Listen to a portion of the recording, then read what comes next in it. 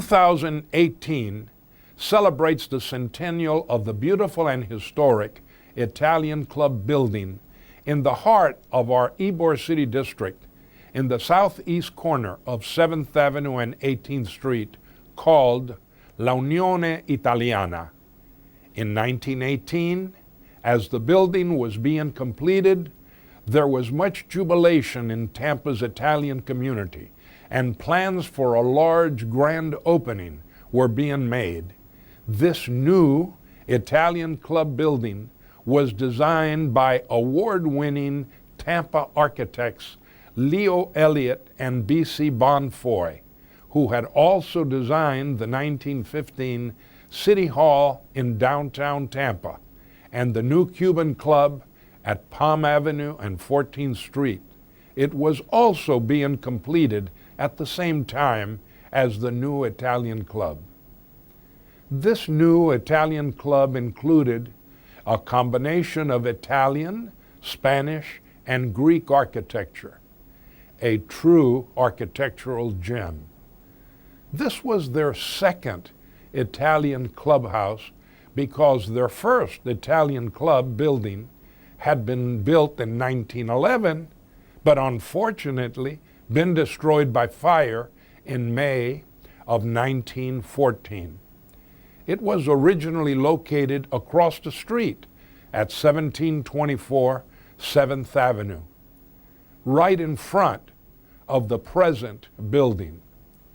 That first building had opened October the 11th of 1912 with a 3-day celebration, an Italian festa, and built at a cost of $60,000 when the Italian Club had 900 members. The new clubhouse would cost about $120,000. The architectural design of this magnificent Italian club building is truly palatial. The architectural inspiration came from the ancient Italo-Greek temples that were erected many centuries ago, even before Christ, in the Agrigento area in southern Sicily, an area rightfully called the Valley of the Temples. This magnificent 3-story building with impressive classical Greek columns stands as an important landmark and powerful symbol of Tampa's Mediterranean heritage. Completed in 1918, this Italian Club building has been the center of social, cultural, and educational functions to the very present day. The building has a magnificent theater with an auditorium balcony. Later, it was converted into a theater for a short time. And there is a spacious dance floor, library, cantina, and recreation rooms. They had meeting rooms, billiard rooms, gymnasium, steam room, bowling alley, handball courts, and administrative offices. Tampa's mutual aid societies were the forerunners of the modern HMOs, health maintenance organizations in the United States. They created hospitals, clinics, and sanatoriums right here in Tampa for the benefit of their members. Besides picnics, luncheons, and banquets, they organized group excursions to raise impressive amounts of money and bring together huge crowds of people. But it was in 1918, exactly 100 years ago, that our country was at war in Europe, World War I. And President Woodrow Wilson declared May 24, 1918, as Italian Day USA, in celebration of Italy joining the United States and the Allies in the war in Europe.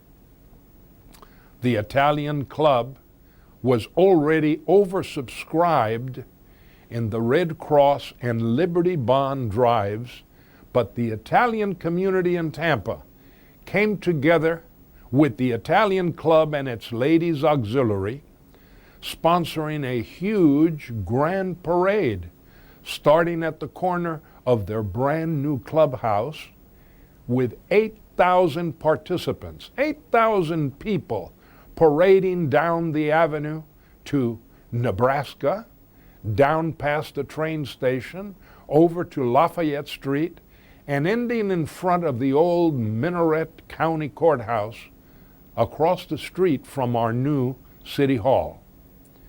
Then, as the First World War was coming to an end in Europe, the USS Tampa was torpedoed near Wales, England, killing all on board, including a number of our Latin boys from Tampa and a very young Italian boy, actually age 16, but he had lied about his name and his age.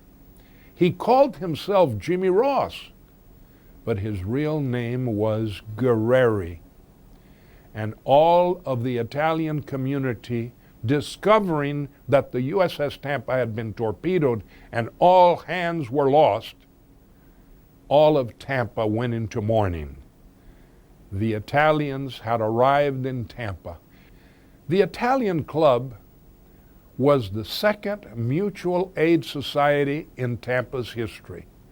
The first was the Spanish Club, called El Centro Español. It was founded in 1891. 8 of the Spaniards that had formed that first mutual aid society 3 years earlier joined the 116 Italians and together formed the very first Italian club. Bartolomeo Filogamo was elected as the society's first president. He was a Sicilian and left the old world in 1885 as an early pioneer in New Orleans, Louisiana, before moving to Tampa in 1889. Ahead of the major immigrant stream of Sicilians that later came to Tampa. He was linguistically talented and became a bookkeeper in the Pendas and Alvarez cigar factory, and came under the guidance of Enrique Pendas, who was a pioneer in founding the Centro Español Club and was president of the Spanish Club at the very time that the Italian Club was first organized.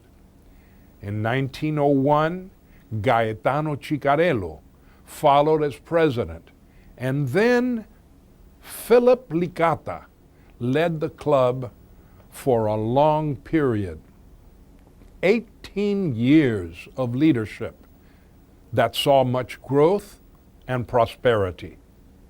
It was during Licata's presidency that the first 3-story clubhouse was completed and dedicated during the Columbus Day celebrations in 1912.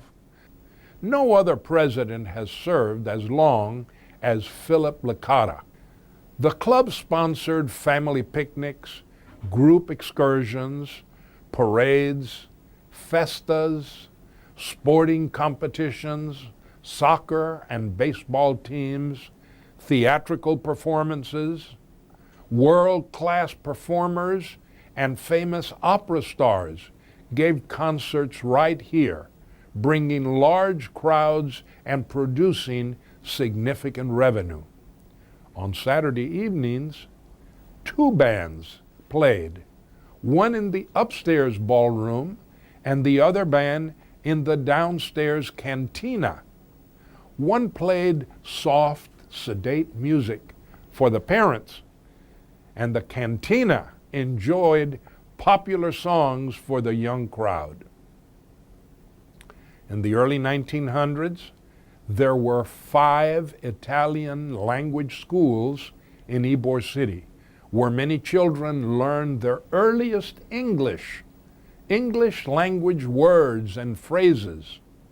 The Italian Club promoted a vigorous cultural development and included a library with different newspapers, magazines, and collection of classical novels, some of which were read by the lectores in the cigar factories.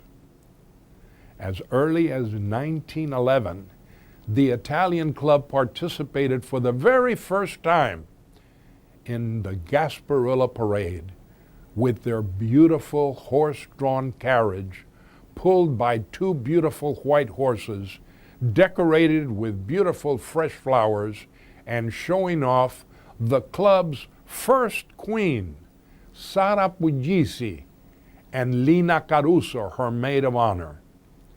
In 1912, the Italian Club membership skyrocketed to 600. To celebrate the accomplishment, a grand picnic was held at DeSoto Park in Palmetto Beach. One of the events of the day was a 4-mile foot race from the county courthouse square in downtown Tampa, there on Franklin Street and Lafayette, that we now call Kennedy, all the way to DeSoto Park. The streetcars were our main method of transportation to get around. The trolley took those attending to Ballast Point for Sunday outings and to DeSoto Park there in Palmetto Beach, and up to the Hillsborough River Dam, today the site of Rogers Park Golf Course.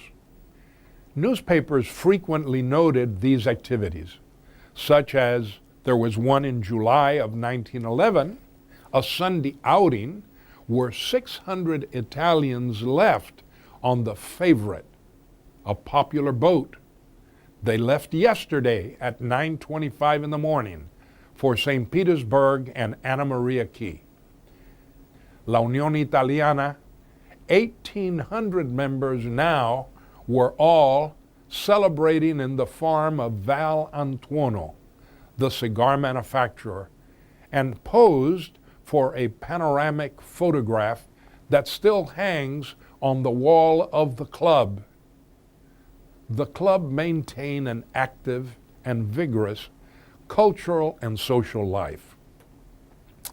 In 1920, during the presidency of Philip Licata, the club purchased a 3-story brick building next to the clubhouse, and it served as a medical clinic for its members.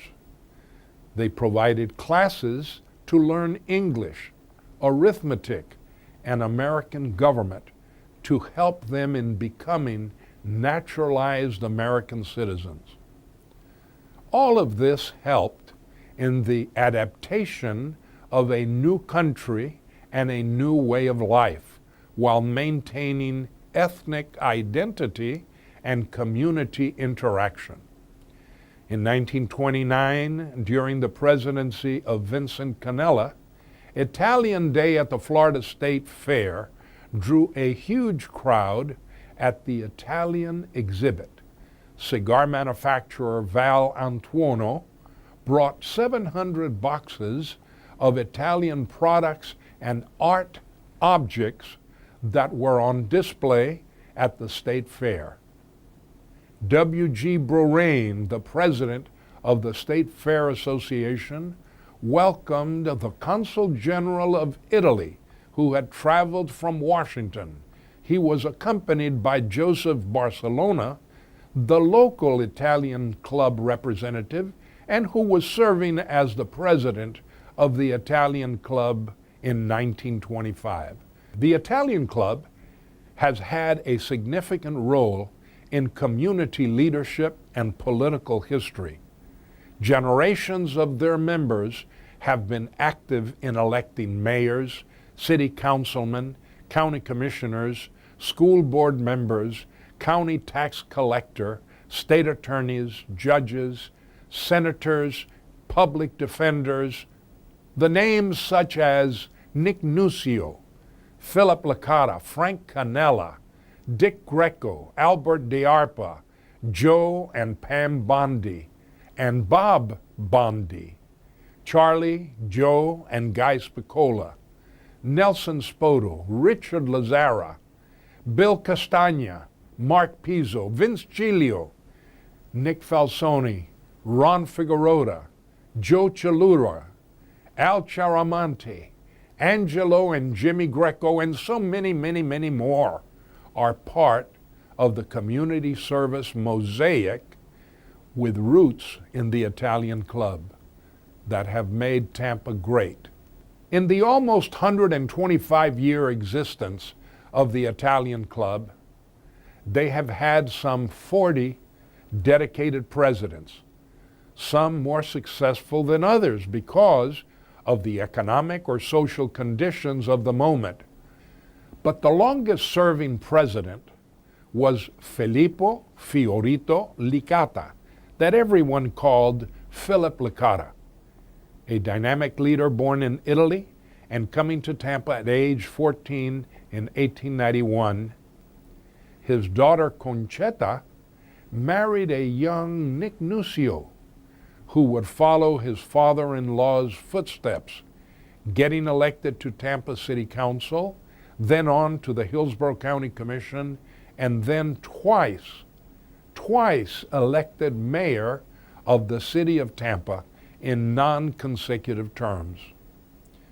Joseph Barcelona was their president from 1925 to 1926, followed by Antonio Reina in 1927, and then Antonio Di Bona in 1928. But Reina, shortly after leaving the presidency of the Italian club, was soon elected city councilman from Ybor City. Then came Paolo P. Longo, who gave 75 years of active service to the Italian club. In 1934, a separate Italian organization in neighboring West Tampa called the Sicilian Club merged with the Ybor City Italian Club, now called La Unione Italiana, bringing together membership of more than 3,000 members under the leadership of Paolo Longo. Paolo Longo was an outstanding civic leader, and the Italian club established the Paolo Longo or Paul Longo Award that honors the memory of this outstanding Italian American.